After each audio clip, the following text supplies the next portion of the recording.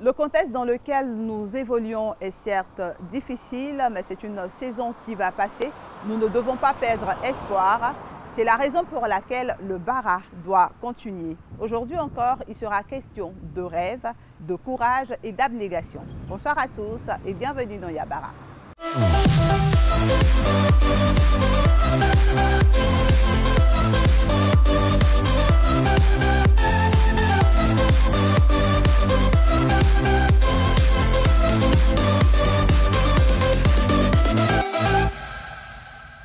Patience, détermination, abnégation sont les maîtres mots de l'histoire de notre boss de ce soir.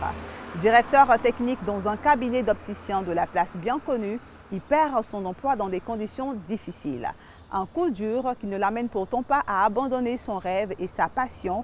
Il ambitionne même de créer son propre cabinet et c'est tout naturellement qu'il se tourne vers la plateforme de l'agence emploi jeune pour demander un financement. Jean-Jacques Yaoya aura attendu 7 ans pour obtenir ce financement, un financement de 12 millions de francs CFA qui fait de lui aujourd'hui un boss.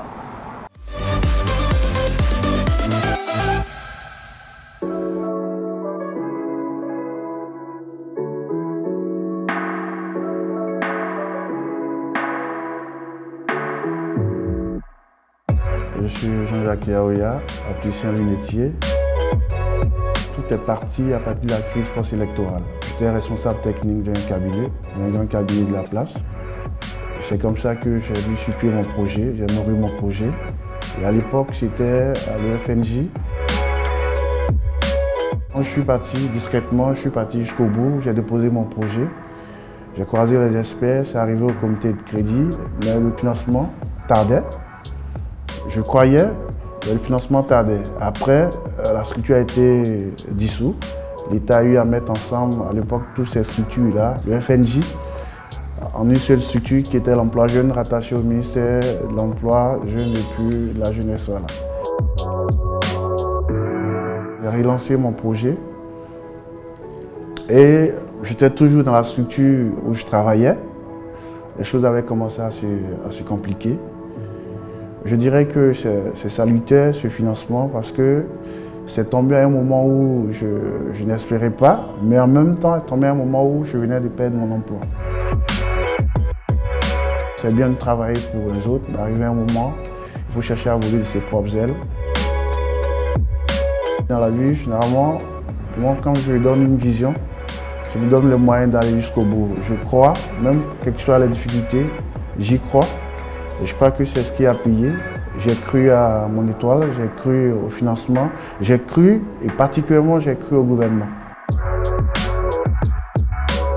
Quand j'ai les 12 millions, il faut trouver le local, attaquer le projet, parce que plus on traîne, on ne réussit pas à réaliser ce pourquoi on prend l'argent, parce que quand tu traînes, d'autres idées viennent, donc il fallait tout de suite attaquer le projet.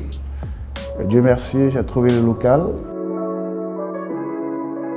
Mais ce que je comprends, c'est-à-dire quand vous avez la volonté de mettre sur pied quelque chose, quels que soient les obstacles, Dieu fait en sorte Dieu vous donne des gens qui vous aident à avancer, je crois. Et ça a été mon cas. Il y a eu des gens qui, dans mon parcours, qui m'ont énormément aidé. Il y a une responsabilité qu'on a vis-à-vis de l'État de Côte d'Ivoire et vis-à-vis des autres qui viennent après nous. C'est-à-dire que l'État te donne les moyens de réaliser ton rêve et fait en sorte que l'État ne soit pas déchu, de sorte que l'État ne finance pas les autres qui viennent après toi. Aujourd'hui, mon personnel est composé de 5 personnes. Je cherche à développer la structure. Je fais une spécialité dont je n'en parlerai pas. Je fais un perfectionnement en Europe. Je pense que je dois être le seul d'ailleurs. Et j'ai bien envie de développer cette spécialité-là. Et je sais que ça va apporter, ça va booster énormément mon activité.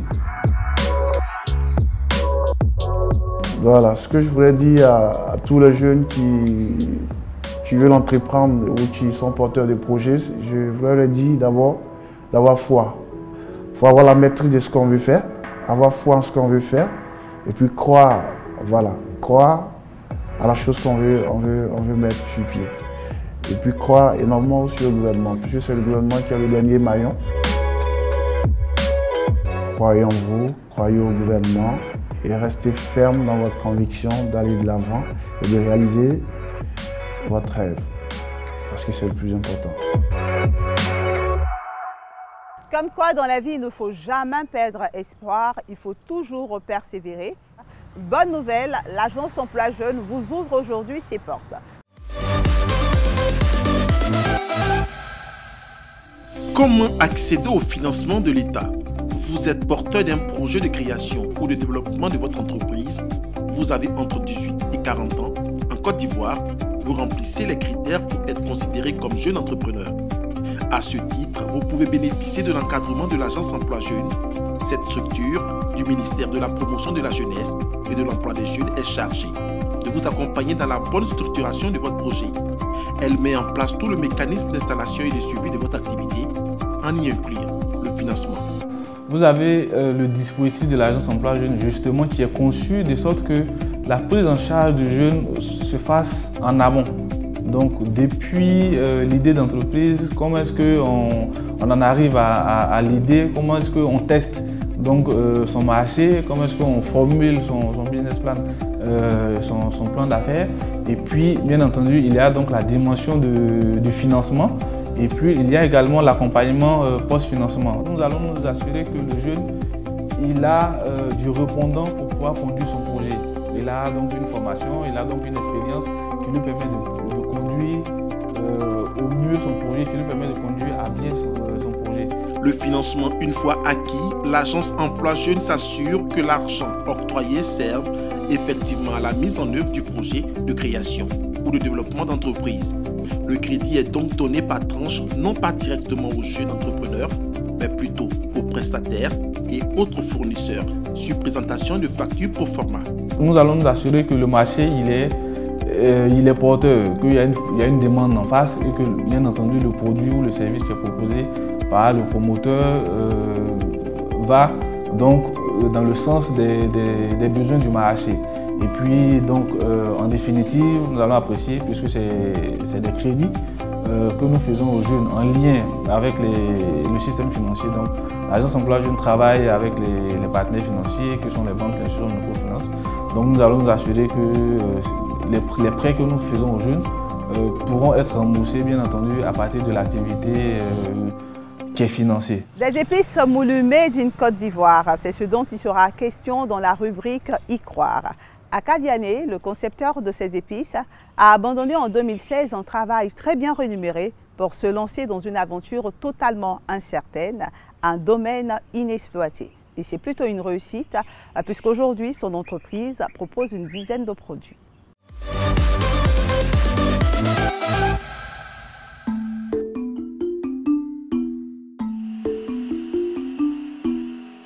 L'histoire d'Épices Moulues a démarré en 2016 lorsque nous avons effectué un constat sur le marché local et qu'il y avait une certaine méfiance de la part des consommateurs au niveau des certaines épices puisqu'elles étaient mélangées soit à de la poudre de cola ou à d'autres produits inconnus.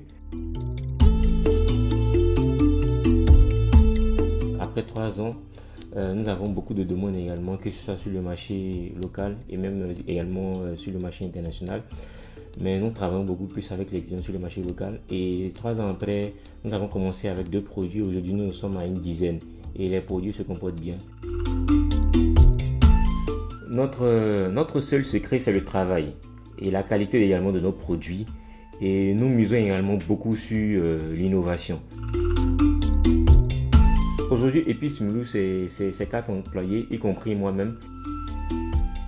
Pour démarrer une affaire comme celle d'Épices Moulues, je ne crois pas nécessairement qu'il faille avoir beaucoup d'argent, mais c'est sûr qu'il faut avoir beaucoup de motivation également et beaucoup de persévérance parce que nous débutions en 2016 avec à peine 60 000 francs.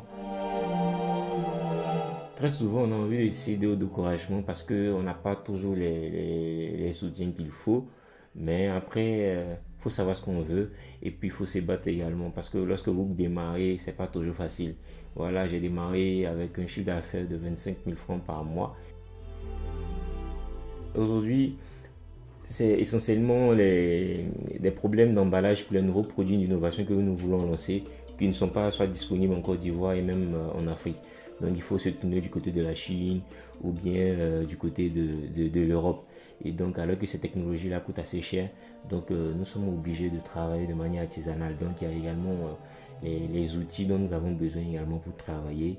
Nous avons besoin également de matériel comme des séchoirs qui puissent nous permettre de travailler, de pouvoir produire assez rapidement, à grande échelle, également afin de pouvoir satisfaire également la grande demande du marché ivoirien et même de la sous-région. Je pense que les autorités font beaucoup d'efforts, mais il y a beaucoup à faire parce que il faut que vraiment les mesures fiscales également soient vraiment très intéressantes pour les jeunes entreprises comme la nôtre également, pour que ces entreprises également puissent vivre également. Nous avons reçu pour l'instant 2 prix et 2 certificats également, mais 2 prix essentiellement.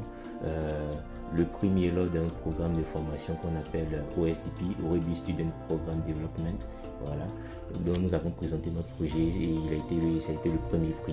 Voilà. Nous avons également remporté un prix lors des 8e Jeux de la francophonie, voilà, et sur plus de 200 projets voilà, de participants venus du monde entier.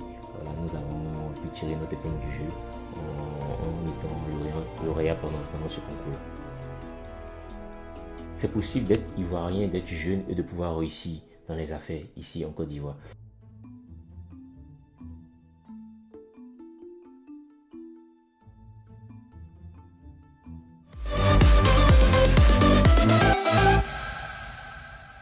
L'agence Emploi Jeunes recrute pour ses entreprises partenaires les profils suivants. Emploi direct, un agent export CDD, niveau de formation Bac+2, âge 21 à 40 ans, sexe indifférent, expérience professionnelle minimum 3 ans, lieu de travail à Nibi-le-Gros, date limite de candidature 5 avril 2020 à 16h30. Un enseignant anglais CDD, niveau de formation Bac+3, âge 21 à 40 ans, sexe indifférent, lieu de travail Daloa, date limite de candidature 15 juillet 2020 à 16h30. Stage pré-emploi. Durée du stage 6 mois renouvelable. Exigences particulières. Jeune femme ou homme, être âgé de 18 à 40 ans, dynamique, courtois, bonne connaissance de l'outil informatique. Profil requis. Un stagiaire infographe. Niveau de formation Bac+2, âge 21 à 30 ans, sexe indifférent. Lieu de travail Cocody. Date limite de candidature 30 juin 2020 à 16h30. 2 stagiaires commerciaux. Niveau de formation Bac+2, âge 21 à 30 ans, sexe indifférent. Lieu de travail Irobo. Date limite de candidature 30 juin 2020 à 16h30. Merci d'envoyer votre CV à l'adresse mail suivante recrutement@emploijeune.ci en précisant en objet le poste de votre candidature. Seuls les candidats sélectionnés seront contactés. Réaliser son rêve, c'est possible si bien sûr vous êtes en bonne santé. C'est la raison pour laquelle vous devez respecter les mesures préventives du Covid-19. Merci d'avoir suivi cette émission. À très bientôt.